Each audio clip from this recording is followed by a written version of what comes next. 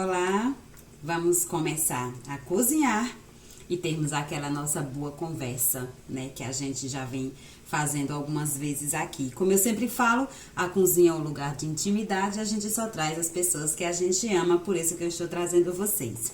E a nossa reflexão de hoje, ela vai passar pela questão de que encontrei uma senhora de 80 anos de idade, vocês já sabem, né?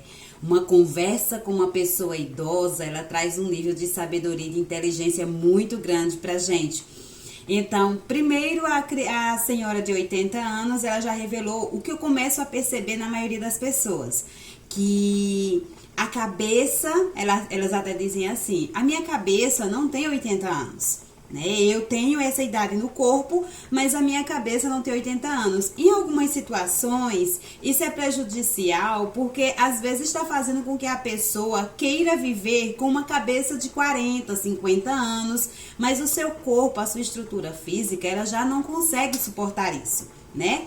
Mas o lado positivo disso aí é não se entregar.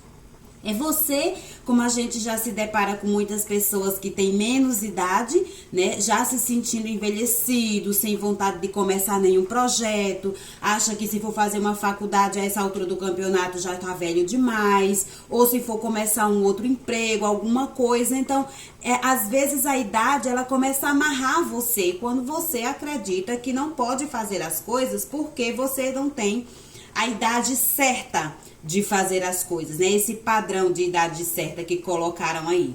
E aí a gente começa a tentar se libertar dessa noção de idade certa, de padronização, pra gente tentar fazer os projetos que a gente precisa fazer, né?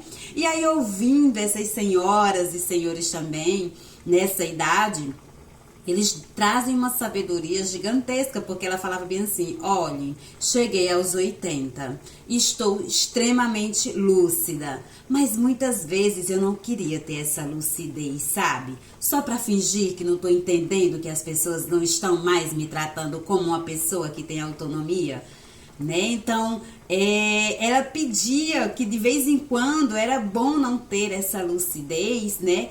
Pra fingir que as pessoas, quando a gente tem pessoas idosas que a gente acompanha, infelizmente a primeira coisa que a gente tenta tirar deles é a autonomia. Porque a gente não sabe como lidar com os idosos, porque também é a primeira vez que a gente lida com um idoso. E aí a gente começa a achar que eles não podem mais, eles não devem mais, e aí a gente começa a mandar neles, é uma das coisas que eles mais detestam, né? Eles não gostam de jeito nenhum. E uma das coisas que ela me colocava assim como conselho era bem assim, minha filha, faça o que você quiser fazer, no tempo que você quiser fazer. Porque foi um estalo chegar aos 80 anos. Foi muito rápido. Eu ainda me lembro de ontem, né? Dos meus 15, da minha vida. Então, isso foi muito rápido. E hoje eu começo a ver os arrependimentos que eu carrego. Não são arrependimentos pelo que eu fiz, mas são arrependimentos pelo que eu deixei de fazer.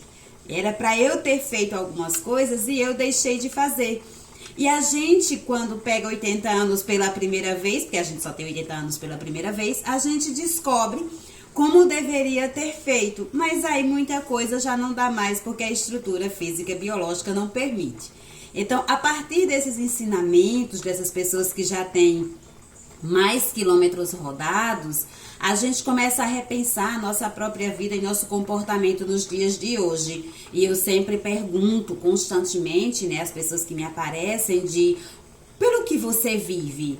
Você já traçou projetos de vida? Você tem propósito de vida? Só que a gente esquece de dar um passinho mais atrás e perguntar assim, você foi ensinado a ter propósito de vida? Você foi ensinado a ter projetos de vida, né? Porque às vezes a gente precisa, desde criança, a ser ensinado a fazer nossos projetos de vida, nossos propósitos de vida.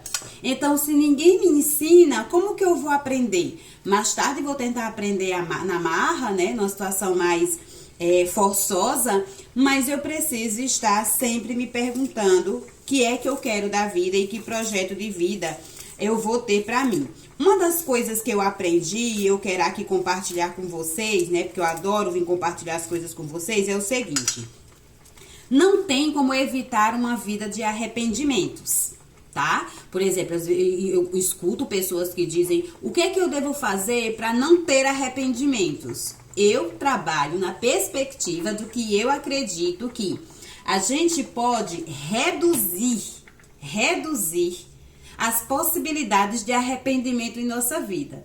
Mas se livrar deles não tem como, porque de algum jeito a gente vai acabar fazendo alguma coisa ou deixando de fazer alguma coisa que traga certo arrependimento pra gente. Então, a meta talvez não seria viver sem arrependimentos. A meta talvez aqui seria reduzir a frequência desses arrependimentos. Ou seja, quando eu tiver a oportunidade de fazer uma coisa que eu preciso fazer, eu começo a avaliar, calcular se ela é boa, se vai trazer prejuízos ou não, eu começo a perceber que aí eu vou ter uma atitude e uma ação que poderá não me trazer tantos arrependimentos no futuro. Então, focar numa vida, né, bem vivida, com propósito, sem querer se comparar com os outros, sem querer ser como os outros, buscar ser como você, gostar de você, conhecer você, já é uma grande forma, uma grande maneira da gente não se arrepender quando a gente estiver na casinha daqueles 80 anos, como essa amiga que eu encontrei. Então, sigamos firmes, fortes, que a gente vai conseguir sim tomar boas decisões, fazer bons cálculos, amar nossa própria história e viver com o mínimo de arrependimento possível.